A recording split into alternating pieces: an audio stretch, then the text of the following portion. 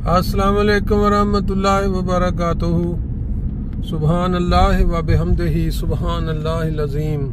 अल्लाहुम्मा सल्लि अला मुहम्मदिन व अला आलि मुहम्मदिन कमा सल्लैता अला इब्राहीम व अला आलि इब्राहीम इन्नका हमीदुम मजीद। अल्लाहुम्मा बारिक अला मुहम्मद व अला आलि मुहम्मद कमा बारकता अला इब्राहीम व अला आलि इब्राहीम इन्नका हमीदुम मजीद। 14 मार्च 2025 और जुम्मतुल मुबारक का ख़ास दिन, जिस दिन हम सब मुसलमान जानते हैं कि जितना ज़्यादा दुरूद शरीफ पढ़ा जाए उतना ही कम है। आपके सामने आजकल एक नया इस्लाम मुतारफ़ करवाया जा रहा है। इस्लाम में बहुत सारे फ़िरके पहले ही मौजूद हैं, लेकिन इस तरह का इस्लाम या इस तरह का कोई फ़िरका शायद आपकी नज़र से पहले ना गुजरा, जो नबी करीम सल्लल्लाहु अलैहि वसल्लम की तरफ आपको अपने आप को मंसूब भी करते हैं और उन्हीं रहमतुल आलमीन नबी के नारों के साथ खुदा ताला के साथ लाने जंग करते हैं। अजीब मंतक है, अजीब ये इस्लाम है कि अल्लाह ताला के घर जहाँ मुसलमान नमाज पढ़ते हैं, अल्लाह ताला की इबादत करते हैं, उनके ऊपर वो आजकल चढ़ाई किए हुए हैं। हर जुम्मे वाले दिन कोई नई जगह उन्होंने तलाश की होती है और सोशल मीडिया पे या टीवी पे या कैसे मशहूरी के लिए, मशहूर होने के लिए वो जत्थे इकट्ठे करते हैं। दाढ़ियों वाली मखलूक, जिसके मुतल्लिक़ नबी करीम सल्लल्लाहु अलैहि वसल्लम बता दिया था कि वो आसमान के नीचे बदतरीन मखलूक होगी, लेकिन इंसान समझ नहीं पाता था कि कैसे होगी। उम्मत भी होगी नबी करीम सल्लल्लाहु अलैहि वसल्लम की और फिर वो बदतरीन मखलूक भी होगी। फिर इसी तरह एक हदीस में था कि वो मसाजिद की तरफ जब मुसलमान बेचैनी के आलम में रोक करेंगे उनसे मशवरा लेने के लिए, तो वहाँ सूरों और बंदरों को बैठा पाएंगे। इसकी भी नहीं समझ आती थी, लेकिन आज अल्लाह ताला ने वो इंतज़ाम कर दिया कि वो सारी अहादीस के जो अल्फाज हैं किस तरह अमली तौर पे खुल के सामने आ गए कि ये लोग उसी उम्मत के हैं, दाढ़ियाँ भी रखी हुई हैं और वो मौलवी भी कहलाते हैं, लेकिन जो उनकी हरकत हैं वो उन जानवरों से भी ज़्यादा गिर चुकी हैं। हम अहमदी लोग जो दुनिया में बसते हैं, बल्कि जा बसे हैं इन मौलवियों और इस मखलूक से तंग आके, क्या इत्क़ाद है, क्या ईमान है हमारा? वही 5 बुनियादी अरकान इस्लाम और वही कुरान, वही नमाज, वही हर चीज़ वही।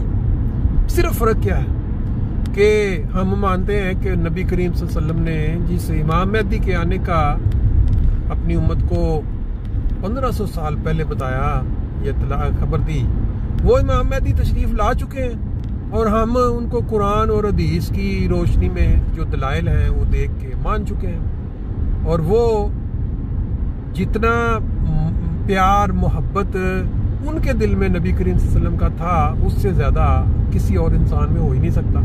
उनके जो अशार हैं, अरबी का कसीदा है, उससे ज़्यादा। लेकिन ये जो मखलूक, बिगड़ी हुई मखलूक है, वो बिल्कुल इसके बरअक्स लोगों के दिलों में जहर घोलती है और ये लोगों को बचपन से ये बताती है कि अहमदी जो हैं ये गुस्ताख हैं नबी करीम सल्लल्लाहु अलैहि वसल्लम के या बाकी इस्लाम के।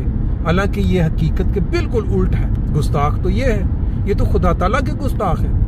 जो लोग मस्जिदों को नहीं बख्श रहे सिर्फ इस बेस पे कि यहाँ अहमदी नमाज पढ़ते हैं या अहमदियों की मस्जिदें हैं और यहाँ दूसरे काम ना मुजरे होते हैं, ना दूसरी वो जो हरकतें करते हैं ये मौलवी मस्जिदों में, हर दूसरे दिन अखबारों में पढ़ाई होती है, ये वहाँ नहीं होती। तो ये उन मसाजिद के खिलाफ हो जाते हैं। उनको कहते हैं जिनके महराब तोड़ो, इनके मीनार तोड़ो, अगर कलमे लिखे हैं तो उनको बताओ। और फिर उससे आगे बढ़कर अब उन्होंने कहा कि जी जुमे वाले दिन वहाँ नमाज जुम्मा भी नहीं पढ़ने देनी, और ये काम फैलता चला जा रहा है दिन ब दिन। हम अहमदी जो दुनिया में बसते हैं, अब हमारे पे ये फ़र्ज़ बल्कि ज़्यादा जिम्मेवारी बढ़ गई है कि हम इनको साबित करें, अपनी मस्जिदों को दुनिया भर में आबाद करें। अगर आज भी इन मौलवियों को देख के, इन बिगड़ी हुई इस मखलूक को देख के और इनके जालमाना इक़दाम देख के भी हमारे पे कोई असर नहीं होता, बाहर बसने वाले दुनिया जहान में जितने अहमदी हैं और उनकी मस्जिदें फुल नहीं होती जुमे वाले दिन और बाकी, तो फिर इसका मतलब यह है कि खुदा ताला की तरफ से ये आजमाइश है, क्योंकि खुदा ने तो वो इमाम मेहदी दे दिया हमें اور انہوں نے بتایا کہ کس طرح زندگی گزارنی ہے نبی کریم صلی اللہ علیہ وسلم کی تعلیم کے مطابق حقیقی صلاح. لیکن ہمارے اگر اعمال یا کردار بگڑ جائیں یا ہم اس طرف توجہ نہ کریں تو پھر یہ کہا جا سکتا ہے کہ خدا تعالیٰ امتحان لے رہا ہے احمدیوں کا بھی. اب یہ اللہ تعالیٰ بہتر کرے کہ یہ جو لوگ بگڑ چکے ہیں، جو امت بگڑ چکی ہے نبی کریم صلی اللہ علیہ وسلم کی، اور وہ خدا سے ٹکر لے رہی ہے، خدا کے گھروں پہ چڑھ دوڑی ہے، نماز نہیں پڑھنی دے رہی، پرچے ہو رہے ہیں، جمعے پہ باہر کھڑے ہو کے نعرے بازی ہو رہی ہے. آج فیصل آباد مسجد کے اوپر انہوں نے کیا ہوا باہر وہی باہر جو جتھا بازی اور مطالبے کہ مسجد کو سیل کیا جائے، جمعہ نہ پڑھنے دیا جائے. اب یہ کس طرح آگے پھیلتے جا رہے ہیں، بڑھتے جا رہے ہیں. مجھے یہ کبھی کبھی خیال بھی آتا ہے کہ یہ نا جیسے اللہ تعالیٰ کی طرف سے احمدیوں کے لیے ایک جیسے ہوتا ہے نا کسی چیز کا جھٹکا ہوتا ہے تو انسان سمجھ جاتا ہے. تو اب اگر اس پہ بھی ہماری مسجدوں میں اور ہماری نمازوں میں اور باقی جس طرح رمضان میں نبی کریم صلی اللہ علیہ وسلم کا جو صدقہ خیرات کے وہ واقعات ملتے ہیں کہ بارش کی طرح تیز ہو جاتے تھے، تو ابھی صدقہ رمضان کا دوسرا عشرہ چل رہا ہے تو اس میں ہمیں اس طرف ضرور توجہ کرنی چاہیے. مسجد کے قریب ہم پہنچ گئے ہیں، باقی چل کے انشاءاللہ آپ کو جمعہ کے مناظر جو ہمارے آج یہاں جمعہ ہوگا بیت الصبح، بلکہ ہر جمعے کو بہت مرد حضرات، خواتین، بچے، بوڑھے شوق سے یہاں پہنچتے ہیں. تو ان حالات میں جو پاکستان میں بنے ہوئے میرا خیال ہے کہ اس کی تعداد میں اضافہ ہونا چاہیے، پوری دنیا میں نظر آنا چاہیے کہ واقعی احمدی جو ہیں وہ اللہ تعالیٰ کے آگے سر جھکاتے ہیں اور صرف اللہ سے مدد مانگتے ہیں. اللہ ہمیں اس کی توفیق دے. اب اندر چل کے دیکھتے ہیں. دیکھیں جی، دو بلڈنگز ہیں آمنے سامنے، دونوں کے اوپر کلمہ طیبہ کے بڑے بڑے لوگو لکھے ہوئے ہیں. کلمہ توحید کی جو آواز ہے یہاں یورپ میں بلند ہو رہی ہے. ہر جمعہ کے دن اس طرح یہاں رونق ہوتی ہے. لوگ جوک در جوک جو کہ کہتے ہیں شوق سے جمعے کے لیے مرکز پہنچتے ہیں. یہ صرف یہی نہیں ہے، پوری جرمنی میں 100 سے زیادہ اس وقت میرا خیال نماز سینٹر یا جمعے احمدیوں کے ہیں مختلف علاقوں میں.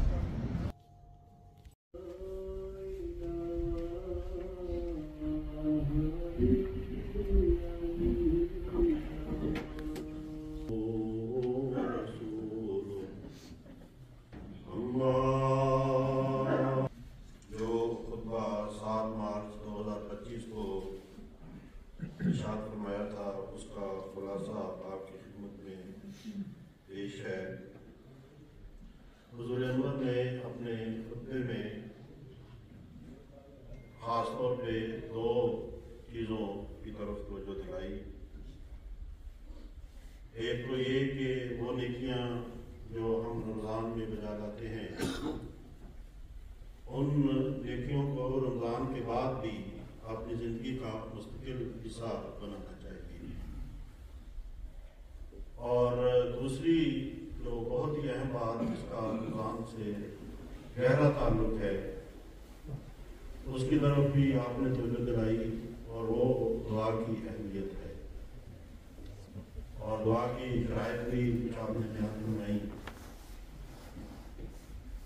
حضور نے فرمایا کہ رمضان میں اللہ تعالیٰ عبادات اور دعاؤں کی طرف خاص طور پہ رمضان کے مہینے میں توجہ دلاتا ہے تاکہ یہ ہماری زندگیوں کا مستقل حصہ بن جائے. یہ اللہ تعالیٰ کی رحمت ہے. اللہ تعالیٰ ہمیں بخشنا چاہتا ہے. سال کے دوران ہم سے بہت ساری سستیاں ہو جاتی ہیں، غفلتیں ہو جاتی ہیں، کئی قسم کی خطائیں اور گناہ ہو جاتے ہیں، اور عبادات میں بھی انسان سست پڑ جاتا ہے. تو یہ خدا تعالیٰ کی شان ہے اور اس کی رحمت ہے کہ ہر سال وہ ہمارے لیے رمضان کا جو موقع ہے وہ مہیا کرتا ہے تاکہ ایک بار پھر ہماری عبادات کی طرف توجہ کرتا ہو، تاکہ ایک بار پھر ہم عبادات کے ذریعے سے اور دعاؤں کے ذریعے سے اپنے خدا کا قرب حاصل کریں. اور جب انسان عبادات میں جا لاتا ہے تو اس کے نتیجے میں یقیناً خدا تعالیٰ کا قرب حاصل ہوتا ہے اور اللہ تعالیٰ رحمت کے ساتھ انسان کی طرف رجوع بھی کرتا ہے، دعاؤں کی قبولیت کی رحمت سے محروم ہو جاتے ہیں۔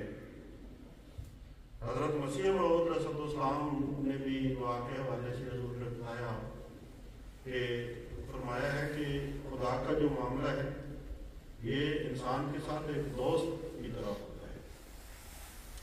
جیسے ایک دوست اپنے دوست کی بات کبھی مان لیتا ہے اور کبھی وہ اپنی بات اپنے دوست سے منواتا ہے، یہ نہیں ہے کہ ہر دفعہ اس کا دوست اس کی بات مانے۔ تو پہلے ہی اللہ تعالیٰ جو ہے وہ کبھی اپنے بندے کی بات کو مانتا ہے، قبول کرتا ہے جو بھی وہ دعا کرتا ہے، لیکن کبھی وہ اپنی منواتا ہے اور اسے سکھاتا ہے کہ میری تقدیر پر کوئی کراتی ہے۔ تو یہ دعا کے حوالے سے یہ چیز جو ہے یہ یاد رکھنی چاہیے۔ اور حضور نے یہ بات بھی بیان فرمائی کہ بعض اوقات جب دعا رد ہو بلکہ پورا سال انسان اپنے لیے اور اپنے قریبی لوگوں کے لیے، اپنے پیاروں کے لیے مسلسل دعا کرتا ہے۔ پھر حضرت صلی اللہ علیہ وسلم کی یہ جو حدیث ہے کہ جو آسانی اور فراخی کے وقت دعا کرتا ہے اور اللہ تعالیٰ تکلیف کے وقت اس کی دعا کو قبول کرتا ہے۔ تو یہ بھی نہیں ہے کہ صرف انسان مشکلات میں ہی دعا کرتا رہے، یا جب مشکل آئے اس وقت دعا کرنا شروع کر دے اور اس وقت خدا کو پکارنا شروع کر دے۔ جب مشکلات کا زمانہ نہ ہو انسان آسانی ہے۔ یہ دعا وہ دعا ہے جس کے نتیجے میں اللہ تعالیٰ نے حضرت یونس علیہ السلام کو مچھلی کے پیٹ سے نجات دی تھی۔ اللہ تعالیٰ کے اوپر قبول ہونے والے کو آمین۔ فرمایا کہ شہر رمضان الذی انزل فیہ القرآن ہدی للناس وبینات، اور ایسے کھلے نشان کے طور جن میں ہدایت کی